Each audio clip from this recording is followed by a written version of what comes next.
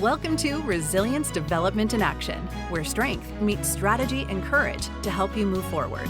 Each week, your host, Steve Bisson, a therapist with over 2 decades of experience in the first responder community, brings you powerful conversations about resilience, growth, and healing through trauma and grief.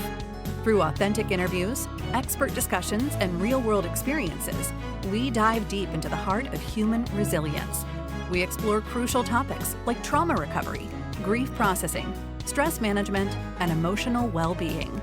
This is Resilience Development in Action with Steve Bisson.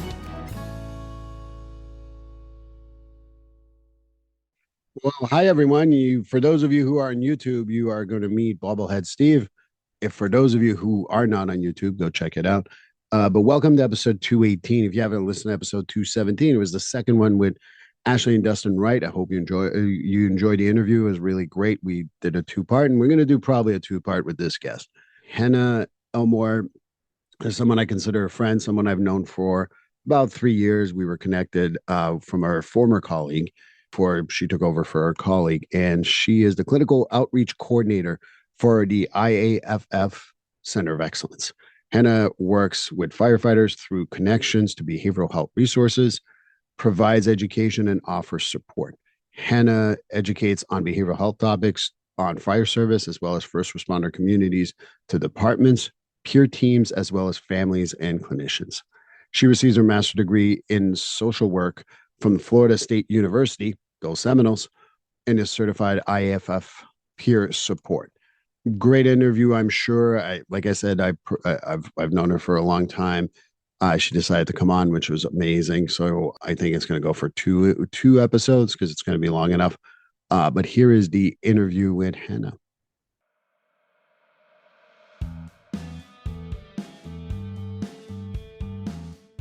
GetFree.ai.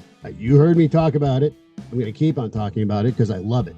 I've had about a year and a half, 18 months practice with it, and I still enjoy it. And it saves me time and it saves me energy. Free.ai takes your note, makes what you're talking with a client, just press record. And it does either transcript, it does a subjective and an objective with a letter if needed for your client and for whoever might need it. So for $99 a month, it saves me so much time that it's worthwhile. And if you do it for a whole year, guess what? You get 10% off. More importantly, this is what you got to remember because you are my audience that listens to Resilience Development in Action. If you do listen to this and you want to use free.ai, put in the code Steve50 in the promo code area, Steve50, and you will get $50 off in addition to everything we just talked about. Get freed from writing your notes, get freed from even writing your transcripts. Use that to your advantage. Free.ai, a great service. Go to getfree.ai and you will get one of the best services that will save you time and money. And I highly encourage you to do so. Well, hi, everyone, and welcome to episode 218. I have what I consider a friend we're very far apart geographically, yet I think we speak at least once a month, if a little more than that, actually, about different things. She's one of the best people I've met in the treatment for firefighters, particularly, and who has been, calling me about certain things. I was on vacation. She gave me a nice little call about something. We'll keep that to ourselves. It's a one-time thing. But it was like, that's how our relationship is. I think sometimes she's not working and she answers the phone call. And those are solid people you want in your life. Hannah Elmore, welcome to Resilience Development in Action. Thank you, Steve. I'm so excited to be here and always enjoy my time with you so greatly and looking forward to this conversation today. Right pre-interview, everyone knows I do a pre-interview. I was like, geez, we're going on 15 minutes. Like, I probably should press record at some point. We're talking about life. We're talking about, both the Center of Excellence, which I can't wait for you guys to hear more. If you don't know what it is, you need to hear more. But more the human being, which I truly appreciate you as a human being, Hannah. But obviously, people might not know who you are. I do. But how about you tell everyone here listening to a little bit more about yourself? Thank you, Steve. And same to you with how much I appreciate the friendship that we've built and just the professional relationship that we have and the conversations that we have that really better me as a person too, up to as recent as less than 15 minutes ago when you were giving me some incredible parenting advice and guidance as a new mom myself, for those that don't know. So thank you, Steve. And hello, everyone. I'm excited to be here today. My name is Hannah Elmore.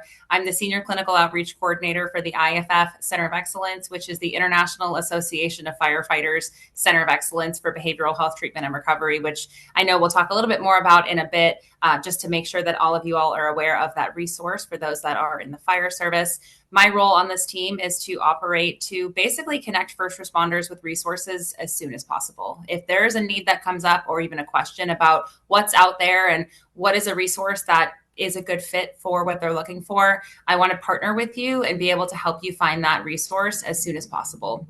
My background is clinical, so I do have a background in clinical social work. I have my MSW in social work from Florida State University, and if you know me, I am a huge Florida State Seminoles fan and looking very forward to football season starting in just a couple of weeks. I do reside in the state of Florida. I have most of my life, and my clinical training is basically rooted in healthcare. I did receive a lot of my clinical training in different healthcare settings, including the James A. Haley Veterans Hospital in Tampa, as well as Johns Hopkins All Children's Hospital in St. Petersburg, and then some various nonprofit agencies as well. I do not operate in a direct practice role in this capacity. I am operating in more of a resource connection and an education-based practice to make sure to not only connect individuals with resources, but provide some of those proactive tools to wellness and really shining a light on the topic of behavioral health so it can be something that is tangible, approachable, and something that individuals can kind of add to their tool belt each and every day. Now, in my intro, I do also want to touch on the fact that working every day with fire service members and not coming from a fire service background, that is a huge responsibility on me to educate myself and really armor myself with understanding how to work with fire service members, better understand the culture, better understand the structure of their career, better understand just how they interact with each other and what are some of those best practices to treatment. So I have gone through more of those formal trainings. I am certified in IAFF peer support. I'm certified in some various clinician trainings in working with firefighters. And I've spent a ton of time at station houses, around the kitchen table, on ride-alongs and fire ops experiences, really just doing what I can to learn and grow each and every day. So that's a little snapshot of me on a personal level. I became a mom last year, and I have a 14-month-old daughter, and truly the center of my husband and I's world. And parenthood has certainly changed me for the absolute better. And Steve and I have talked about that many of the times, how wonderful it is to become a mom. So that's a little personal touch about me as well. And a wonderful mom at that, because the curiosity and the wanting to remember the right things is so important for parenthood. But I'm sure that people didn't join necessarily to hear about our parenting skills. I do have a background. You talk about clinical background. Most people don't know, but my background is children and family services. Oh, I don't know. I don't even know if I knew that, Steve. I think that most people, even my colleagues in this building, they're like, really? I never see children or family. And I'm like, yeah, it's a long story, but the bottom line is I so love working with kids. Unfortunately, I worked in a service where parents weren't always the best. Mm-hmm. So it really discouraged me to work with children. So so I decided to do something easier. I'm going to work with first responders, because that's the easy part. Easier. Certainly different, but having that background, really, it's clear in the way that you are so validating in the way that you talk to people and really the way that you connect with people. So thank you for sharing that. I wasn't aware of that. Well, I figured, so you're sharing a little bit. I'll share about me. This is, I think, the first time it's been said on this podcast. Love it. Making history. You'll learn, my CBT background, all that background. But one of the things that I love hearing is that I know that you've listened to this podcast before. But what made you decide, like, gee, Willikers, I really want to talk on Steve's podcast? Because I don't know many people who are like, certainly not my shiny personality that wins, but wanted to know why you wanted to join the podcast. I feel like this podcast is such a wonderful opportunity to connect with first responders and their families all over, and just have comfortable, proactive conversations about behavioral health and kind of make it an easier to approach type of conversation, not too serious, not too intimidating, but something that can be an easy listen and really just help to normalize and validate the experiences of others. And I've been on this team now working with IAFF members for 3 years, and the daily learning that I have gone through just to learn from the experiences of others and to learn from peer support teams and learn from those that are in leadership when they kind of step in to help the behavioral health of their members, and seeing the impact of reaching out and asking for help has been so amazing to witness. And so any opportunity that I can, share anything about contributing to the conversation about proactive steps to wellness, I'm all in. So I thought this could be a really cool opportunity. And Steve, you and I go back and forth so often. I figured, why not televise it? Why not publicize it and let others be witness to our conversations as well? So that was something I thought could be beneficial too.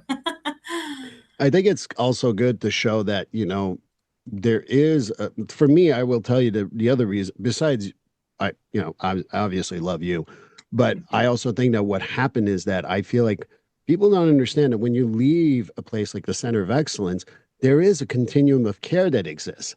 Mm-hmm. And then that, clinicians and people who work at the Center of Excellence, whether they're not directly or not, I do know Hannah. So when you say John Doe was looking for someone, I could look to Hannah and say, no openings, or yes, send them in.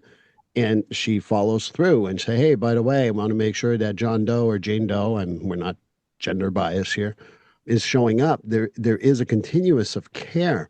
And so I think that that's one of the things that is misunderstood about these centers, right? Because I mean, you talked about your clinical background, but I think that people don't understand that maybe while it is inpatient, it sometimes feels like outpatient.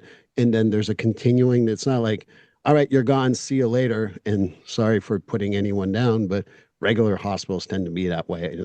But you're not like that. So, knowing a little more about your clinical background, is that what brought you to kind of that thought process in regards to we need to follow up with people and we got to find what, again, this is something I feel like I plug every single time on my podcast, culturally competent first responder therapist, because I think that's the key. If you're not culturally competent, there's no point to this. Absolutely. And unfortunately, one of the biggest barriers that I hear from individuals that have not maybe received the help that they've reached out to get is because they're seeing providers or they're going to programs that are not culturally competent. They do not have the experience to work with first responders, and their intentions may be in the best place. But if they're missing that key understanding of not only the cultural aspects of first responder professions, but also the treatment approaches that are proven to be effective, modalities that are beneficial to utilize in a clinical setting, and different presentations of symptoms amongst first responders compared to civilians. I'll speak to depression, for example. I mean, we see typical, standard, if you will, presentations of depression in a civilian could look very different than they might look in a first responder that is working multiple jobs and taking on overtime and really good at masking and appearing very productive. Whereas that's not really the hallmark signs of depression, which is more so, sad and depressed mood and changing your, everyday activities that are enjoyable and some other symptoms that if somebody is not culturally competent, perhaps they might miss. And so, I've unfortunately heard very negative experiences of first responders that have accessed care with providers that don't have that experience. And unfortunately, sometimes those providers have an adverse reaction to stories that they share. And then that places the first responder back in that responder mode of now I have to take care of my therapist, and further isolates them into their struggles of, I can't even tell my therapist about this. I can't tell anyone about this. So I'm just going to keep it to myself and continue to struggle in silence. And so really having the opportunity to be connected to a provider that gets it, whether they personally come from the first responder profession, their family does, or they have done a ton of that work and education themselves to understand the profession, is crucial to make sure that somebody can feel they're in a safe place. They are with someone that understands. They don't have to spend the entire session explaining what shift work is and what their chain of command looks like and their day-to-day. They can skip all that part and they can really just dive into it with somebody that truly understands. And there's an incredible impact in being able to do that. I think the symptomology, you hit the nail on the head. dissociation is seen as dissociation identity disorder. That's what the clinical people know. And there's nothing wrong with that. And I respect that they feel that way. But if you dissociate in the sense that you're going to the job and you're just going call to call and you're dissociating from calls, that's your first sign of either PTSD or depression for a first responder. So you don't go, oh, he's DID. Sorry for all the clinical jargon, but you got to be able to pick up on those little things. Or Totally. there's an avoidance. People are like, oh, an avoidance they don't want to talk about, or it's trauma. No, it's anxiety because they're afraid of where it's going to fucking go. Totally. And people are like, well, that's different. And I'm like, yeah, DSM doesn't know everything, and people present differently. And Totally. so I think our folks definitely show up.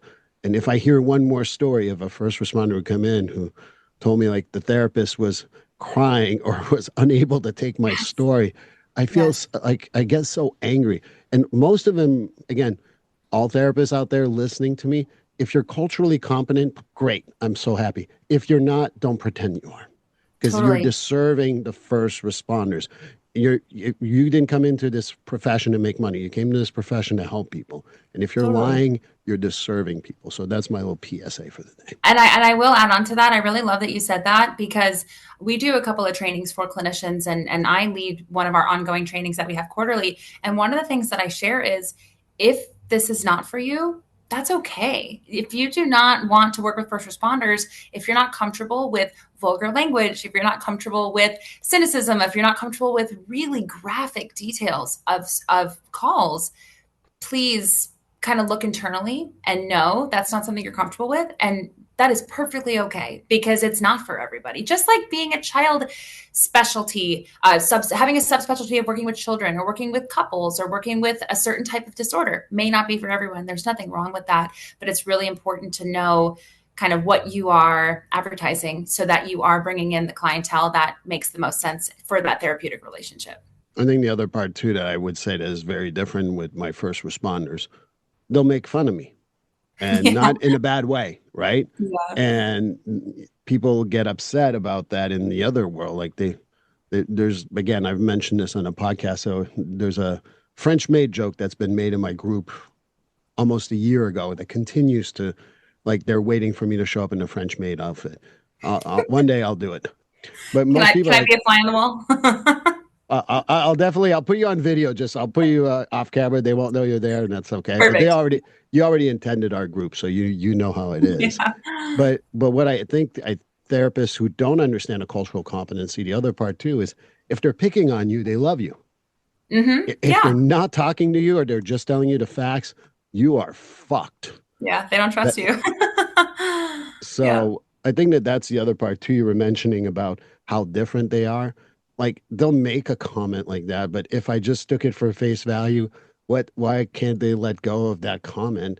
Then they're gonna be like, okay, this guy can't take my trauma, can't even take a joke. And Sure. that's again a very big distinguishing experience with first responders, Mike. Absolutely. And they deserve to have a safe place that they can completely put their walls down and completely process whatever it is that they need to, whether it's related to the job or not. And know that there's nothing that is within them that is too broken to receive support and help for, or too much to share with somebody. And so, Steve, you and I have worked very closely on connecting a ton of first responders to you for outpatient support. And that's something that for anyone listening here, whether you're in the state of Massachusetts or anywhere else in the country, if you are looking for a connection to one of these vetted providers that has the cultural competency to work with first responders and to really understand the job, feel free to reach out to me, reach out to Steve if you're local to his area. Like, we certainly will get you connected and want to be sure that you have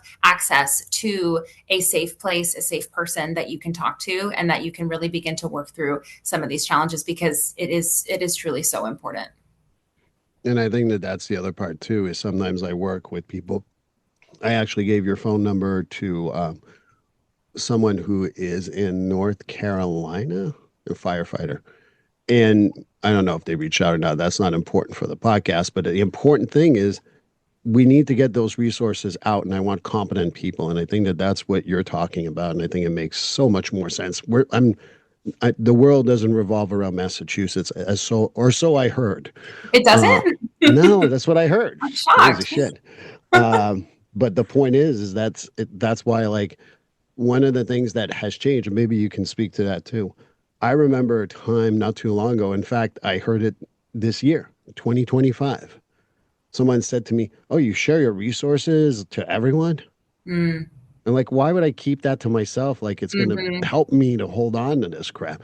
But living in these silos and living in this isolation will never help a first responder, firefighter, police, correctional staff. It doesn't really matter to me because, oh, I know all the resources, but I'm only going to tell two people. I don't understand that.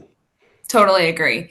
And what's the point of the resources if they're not being utilized? And why would it behoove us to not share it with others and not make sure that others have access to those resources? And so I know you and I have done a ton of resource sharing, and that's something that we really want to be sure that it gets out there, that individuals are aware of what is available to them and have connection to those clinicians that have really done the work and have really paved the way in their, respective states to be those point of contacts for those individuals. And so happy to share anything in anyone's area that would be beneficial to them, whether it's with us or not at the Center of Excellence. Like, we really want to be sure that individuals have options and know that there's various different reasons that one may reach out, and we just want to be sure that they get connected to whatever they're comfortable with at the quickest possible rate that we can. And so that's a big aspect of my role, is in that resource connection and that education about kind of what's out there and what can we do to, not only say, hey, here are these providers, but I will kind of take it a step further and not only say, here are the providers in your area, but I'll call them and make sure that they're accepting new clients, that the insurance makes sense, that they match clinically for kind of what they're looking for, and that it sounds like a good fit for their practice, and take as much of that preliminary work as I can to make sure that it removes any possible barrier to making that appointment or accessing that facility or whatever that may be. I think that that's the other part too that I truly love about you and love about the IAFF Center. If I remember, it was Molly that was before you. Yes. Remember, I called Molly and she goes, "Oh yeah, here's 12 people you can refer to." And it Mm-hmm. shocked me that someone was giving away these resources. And I Yeah. want to give the same tribute to you, that you do the same thing. In fact, I know that for those of you who caught episode 214, if I remember correctly, the behind the badge and beyond, that's a group that we have, but we have about 27 or so vetted people that we know that are work with first responder. And Hannah's like, "Do you know any resources?" I'm like, "Here's the link to the I don't know, Excel spreadsheet, whatever it is." And you were like, "Oh, this is so helpful." I don't care how they get the service, whether it's Aaron and Richard or Jen or Lisa or Alexa. I'm just naming the people that are on the podcast, or John Doe or Jane Doe. What do I care? As long as they get the services, I don't care. And that's really what the IFF has always, and the Center of Excellence has really helped me get better at sharing all these resources. And I've certainly called other places that I will not mention here, who have been like, "Who are you? I'm looking for support for my client. Can you freaking Totally. help me?" Yeah. No, I agree wholeheartedly. And it's just important to connect individuals with those providers that are out there doing the good work. And, we want to get that done. And I know that you share that as well, Steve. And I know we've worked collaboratively on that. And I really appreciate that. And I think that we're looking at a long collaboration, me and you. And Me hopefully too. one day we'll go to the same conference. I guess I got to look for Yes. conferences in Florida one day. Yes. Well, when I'm in Massachusetts, I need to stop on by. My trips are just shorter these days with the baby at home now. I know. That's why I'm saying maybe I got to go to Florida in the next Got to come couple to of Florida. years. Then Yeah. as my kids are grown, yours are a little younger, your Yeah. child's a little younger. So maybe we'll swap at some point Yes. locations. But the Yes. more important part too is what I find with like firefighters, like my first experience with firefighters when I worked in I didn't work too long, but I did work in a firehouse. They would sit around the table and talk. But sometimes that's not enough. And that's not against anyone in the fire service, but they don't know how to reach out. They're like, Hmm. "Oh, well, I talked to I talked to the LT, I talked to the captain, I talked to Hmm. whatever." But they Hmm. need more than that. So, one of the questions I always wonder is, what type of advice would you give a firefighter that probably needs to reach out in some way, shape, or form? Totally. And I do want to speak to the power of peer support because, sitting around the kitchen Absolutely. table and having that peer support is such a cornerstone that is so pivotal for fire service members to have that built-in support, that shared understanding, that brotherhood, that sisterhood that already exists so beautifully in the fire service and within the IAFF. And then for those that take a step further and become certified in peer support, you all are making an incredible impact in the lives of others and making it okay to reach out and ask for help. But as Steve said, there are circumstances where clinical services are needed. A higher level of care is needed. Someone maybe would benefit from something that is beyond peer support. And it could be really difficult to know kind of what those next steps are and how to navigate that. And I think it really does, specifically depend on the circumstance in terms of what exactly is going on. If it's an emergent situation, perhaps connecting with a crisis line or, getting somebody to safety as soon as possible. If it isn't, knowing what your resources are. Myself, our IAFF Center of Excellence team nationwide, we are here to be able to kind of navigate what those next steps look like as a confidential resource. I always say if somebody calls me or a peer calls me, no one ever has to know that phone call ever happened. And I think that's really important because a lot of times there's that hesitation. Even if I make the call, who's going to find out that we're even connected? If they call into me or into our admissions team, even just for a recommendation for a therapist, nobody, they don't want anybody to find out. And that's one of the first conversations that we have is this is completely confidential. This is exclusively for you guys to know. This is safe. This is confidential. And this is something that is really just in place to be able to provide that support. So I would say for those that are in peer support and are kind of on the forefront of initiating these conversations, just having those resources available and knowing what they are, having contact information for us, for Steve, if you're in Massachusetts, for the Center of Excellence, and knowing who those people are to kind of go through the next steps. There's different tools that can be used to kind of help facilitate that conversation too. The stress continuum model can be a really cool check-in tool to kind of put around the kitchen table and kind of use it as a touch point of, hey, after that call, where are we? Where are you right now? Where do you want to be? What are the resources or the coping skills or the self-care that can bring you back to a more stabilized or a more comfortable level? And then kind of depending on where somebody is, just knowing it is okay to reach out and ask for help. It is a safe, confidential resource for you. And I would say one of the biggest hesitations outside of the confidentiality concern that I hear is, how will this impact my career? If I reach out and ask for help, well, certainly no one's going to trust me. No one's going to follow my leadership. No one is going to want me on the job anymore. But we see most commonly, it is actually the opposite. When individuals reach out and ask for help, they come home more whole. They are able to work through what they're struggling with that if they don't, perhaps will lead to more maladaptive coping strategies like substance use to numb out some traumatic thoughts and feelings or to try to sleep, anger and marital issues that are kind of spewing out from unresolved processing of feelings will be more resolved for healthier homes and healthier, more present home lives if we undergo some treatment or some processing. A lot of times individuals, when they are really struggling, they are showing up late to work. They're taking more sick time. Maybe they're showing up hungover or disheveled or not how they used to be. And so although of course that fear of, how will this impact my job? We certainly validate that and we hear you. But we definitely see when individuals do seek out help, they come home to much longer, healthier, happier careers, bodies, home lives. And it's something that can be really beneficial for the long run. I always say, if you're sweeping things under the rug, eventually the rug is going to get a really big mountain that you're going to trip over. Or adding rocks into the backpack. If I keep adding rocks in the backpack, eventually the backpack's going to be too heavy to keep on holding. And so there is relief out there. There is support out there. And we're ready to, get you connected to that as soon as we can. But it does take, making that call or a peer, supporting you along that process, perhaps, putting their hand on your shoulder and making the call for you while you're with them and kind of being that supportive person along the way. So there's no wrong way to get connected with our team or to a resource, but it does take, making that step and taking that call. And again, sometimes it can be the peer's role to really make sure that that's facilitated too. I appreciate you saying that about the peer support. I didn't want to seem derogatory at all about that. I really am a fan. I didn't think you were, and I don't want it to come off like I was, trying no, to. No. I didn't feel, but I just wanted to reiterate that, I'm a big fan of peer support, scissor, depending on what week. And while you were talking, there's a few things that when you talked about the rug, I smiled. So if you want to go to YouTube, it's because we've exchanged on that idea so many times. So that's why it made me I love smile. it. I've heard that one before. The other part too is a little quick idea for us to maybe work on and collaborate for the IAFF. I'm more than happy to help. Is maybe creating what they call in reentry the sequential intercept model.